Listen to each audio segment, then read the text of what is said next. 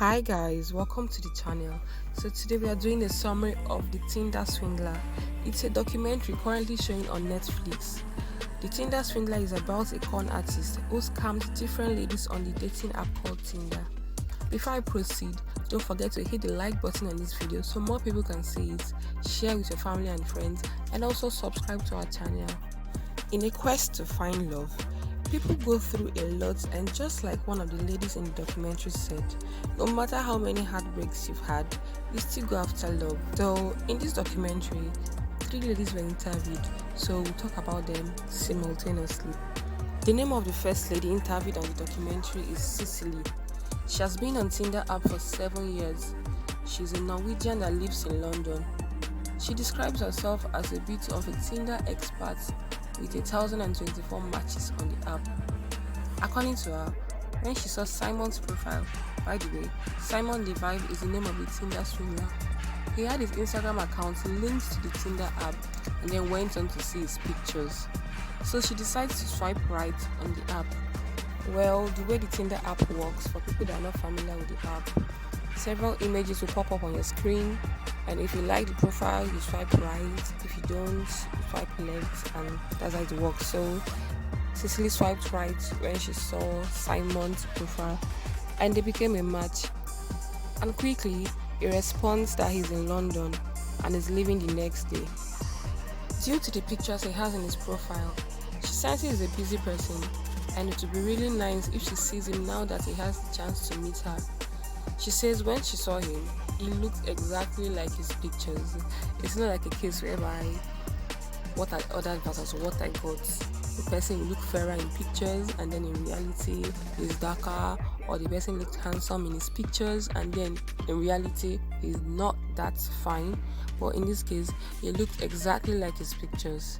He tells her he is the CEO of a company named LLD Diamonds, which he inherited from his father. He also tells her he has a daughter, but he isn't together with the mother of the child. And the next thing he says is going to Bulgaria for a business trip on a private jet and asks her to join him. She feels she will be stupid if she declines, and he asks one of his drivers of the Rolls Royce to take her back home so she could pack her stuff for the trip. Her friends freak out when she tells them she's traveling with someone she just met. But you know how matters of the heart are. They make someone act like they're not using their brains. On this supposed first date, the mother of his child and the child joins them. While in bed with him, she sees some marks on his back, and he tells her he was sent to prison in South Africa on false pretenses and was manhandled in prison because he is Jewish. Basically, a beautiful relationship starts between the both of them, and he carries out a lot of romantic gestures. There's this time she's traveling to Oslo in Norway, and she asks him if he could come to Oslo with her, and he tells her he couldn't, but surprises her with a visit. That is one gesture anyone in love would really appreciate.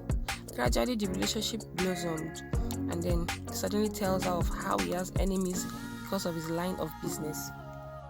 As time goes on, she hasn't seen him in a while, and when she checks his profile on Tinder, he's in a different country and also changed a couple of pictures. And when she contacts him, he says he's no longer on Tinder, he even deleted the account.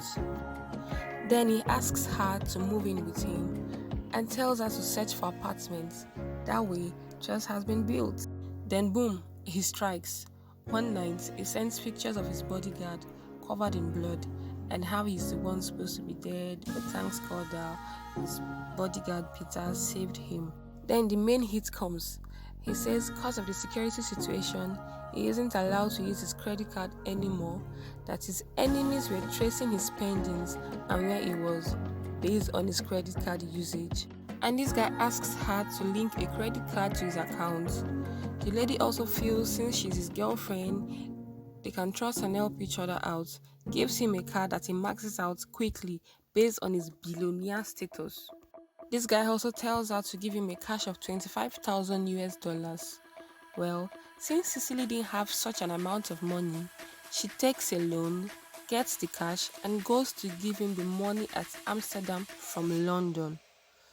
Immediately she gives him the money, he comes up with stories of threats to his security and then he suddenly moves to Stockholm.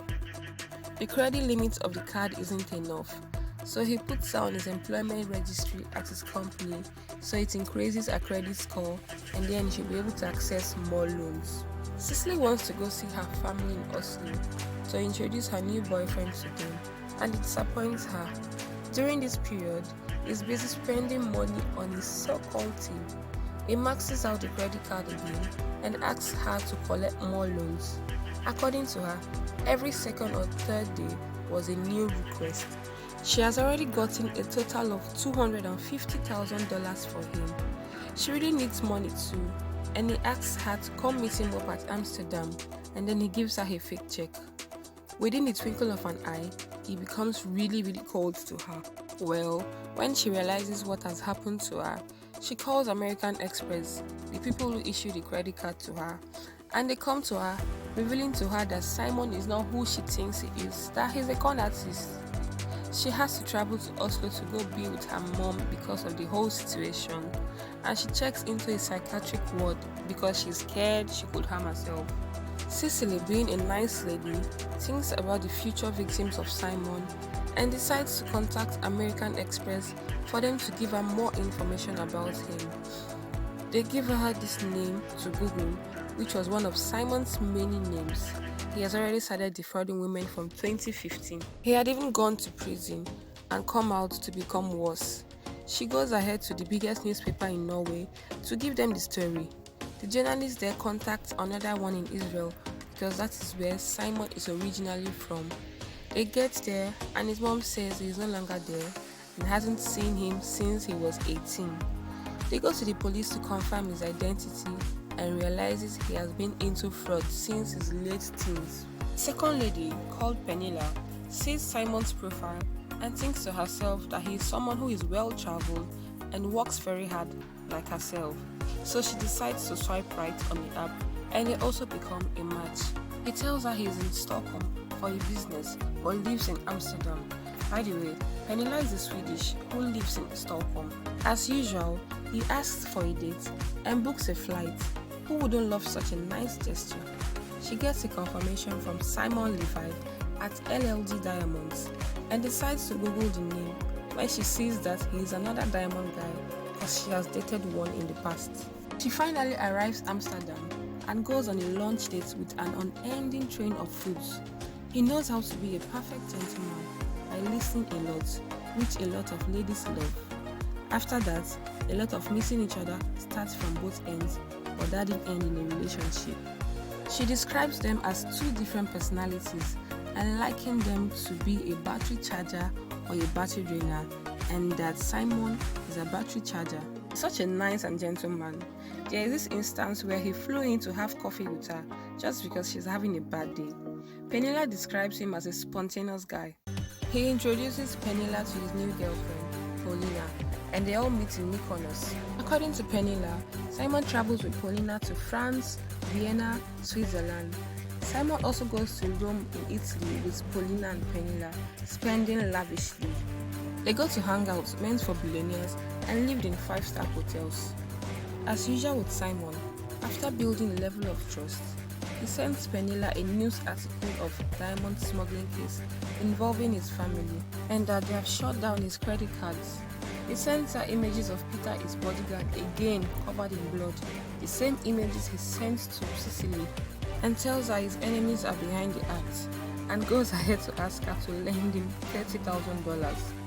Pernilla, who is a caring friend and sees that her friend is in danger, decides to give him a savings which she wants to use to get an apartment for herself, then goes ahead to ask for more money with flimsy excuses. Finally, one of the journalists whom Cicely has contacted before reached out to Pernilla and explains everything to her. She still sends the message to Simon, who then convinced her that it was his enemies that were after him. Well, not sounding convinced, she reaches out to the journalist and he comes to Sweden to meet her. Pernilla, who is now broke, tells Simon she needs money, and he tells her to come to meet him in Munich in Germany so he can give her one of his wristwatches to sell. Of course, we all know he will give her a fake wristwatch. Pernilla and the journalist go to Germany together, unknown to Simon, to go there and photograph him to prove to the police that he can actually be seen.